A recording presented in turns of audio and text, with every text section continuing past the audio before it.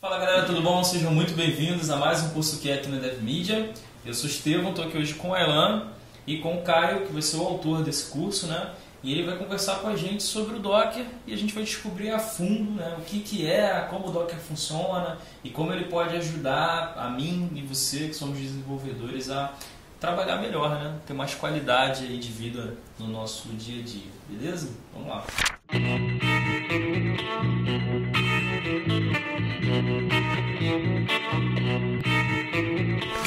Então, cara, o Docker ele é a ferramenta que permite a gente empacotar a aplicação em um ambiente que essa aplicação está sendo executada, para executar ele da mesma forma em qualquer ambiente, seja ele na minha máquina, no desenvolvimento, na máquina de outro desenvolvedor ou em produção.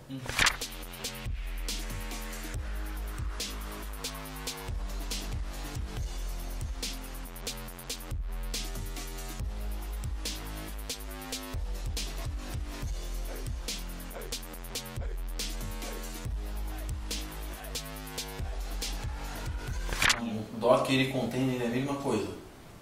O Docker, na verdade, facilita a criação de containers, né? Containers são recursos do Linux. O Docker facilita o acesso a esses recursos. Entendi.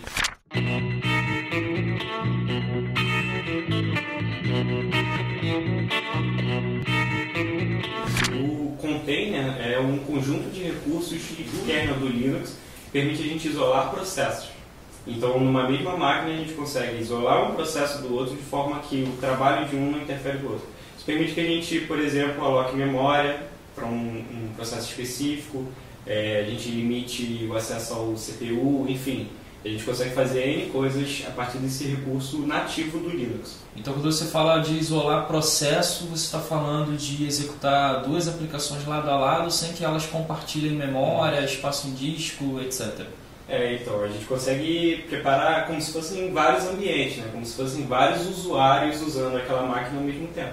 Uhum. E eles executam paralelamente de forma totalmente independente. Exatamente, sem interferir um no outro. Tá. E dentro desse processo, porque quando a gente fala processo, parece uma relação um para um, né? Um container roda um processo, né? E eu lembro das minhas aulas, enfim, de arquitetura de computadores e tal, que meio que tudo que você roda no computador é um processo. Quer dizer, a aplicação ela vai ter um processo, o banco ele vai ter outro processo e tal. Então, um container, ele está rodando um conjunto de aplicativos, é isso? Isso, um conjunto de processos, né? Na verdade, o container ele tem um recurso chamado namespace, e o namespace é justamente isso, é a gente agrupar e isolar processos. Então, a gente vai ter um processo primário, o PID1, do nosso container, e é ele que vai dizer se o container está executando ou não. Entendeu? E além disso, a gente vai ter todos os outros PIDs, né? Todos os outros processos, seja aí do Apache, do PHP ou de qualquer coisa que a gente execute dentro desse container. Entendi.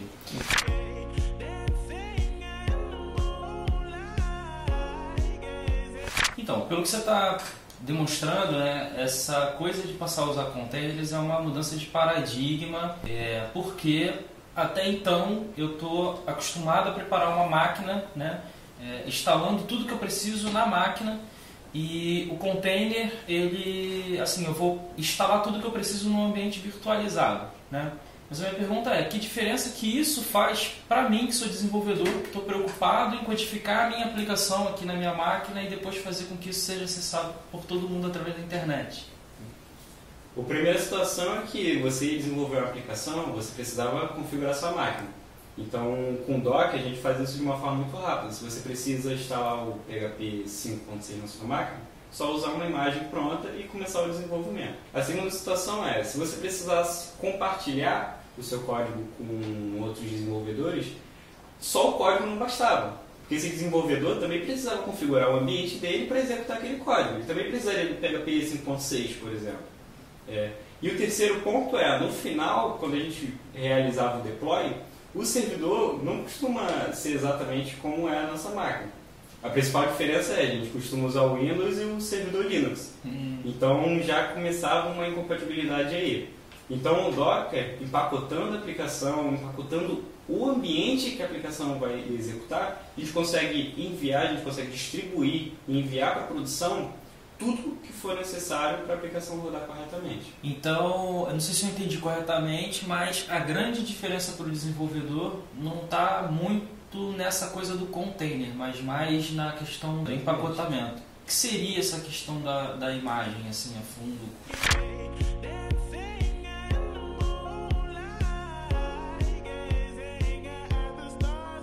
Então, a imagem ela é um pacote, né? E dentro desse pacote a gente vai ter um sistema operacional básico, o Apache, por exemplo, para a sua aplicação rodar, a aplicação, todos os módulos, enfim. A imagem ela é o ambiente empacotado. E a gente constrói essa imagem a partir de um passo a passo chamado Dockerfile, né? Que é um arquivo que a gente vai dizer linha a linha como criar essa imagem, como criar esse ambiente. O Docker vai ler essa linha a linha, vai gerar layers, cada linha vai gerar uma layer, e esse conjunto de layers vão formar uma imagem. Isso aqui. Então, quer dizer, tem bastante coisa aí que a gente precisa estar por dentro para poder trabalhar com o Docker, né? Então, o Docker ele vai ser o agente que vai permitir esses dois momentos possíveis, né? Que é a criação de uma imagem e a transformação dessa imagem em um container, né? Exatamente. E outra coisa que você falou também é que o container ele vai rodar um sistema operacional Linux. Então o Docker ele só funciona com Linux e eu preciso saber Linux para usar o Docker? Então, o mais comum são containers Linux, mas existem containers Windows. Para você criar uma imagem de um container Linux, você vai precisar saber alguns comandos, porque o passo a passo são comandos Linux. Então, por exemplo, se a gente está usando uma imagem do Ubuntu e a gente precisa instalar coisas nessa imagem, para criar essa imagem, a gente usaria o apt-get, que é um aplicativo do Ubuntu. Mas existe um repositório, o Docker Hub, que tem várias imagens prontas. Então, por exemplo, se a gente precisar subir uma aplicação PHP versão 7.1, bastaria a gente pegar essa imagem pronta e adicionar a camada na nossa aplicação. Como é que eu faço para montar uma imagem, por exemplo? Eu preciso instalar um Linux na minha máquina e a partir desse Linux eu gero uma imagem? Não, quando você baixa o Docker para o Windows, ele instala uma pequena máquina virtual e ele executa ali dentro. Então você pode usar ele no Windows normalmente, como se estivesse usando no Linux, é totalmente invisível para o usuário. Você pode criar sua imagem, pode executar container, você tem acesso a todos os recursos do Docker. Entendi. E tu tem esse Docker para Windows aí na tua máquina, só para a gente ver? Tem sim. Aqui pode criar um exemplo. Vamos criar um arquivo Dockerfile, que como a gente já falou, é no arquivo Dockerfile que a gente vai ter o passo a passo para gerar a nossa imagem. Então vamos criar aqui o Dockerfile.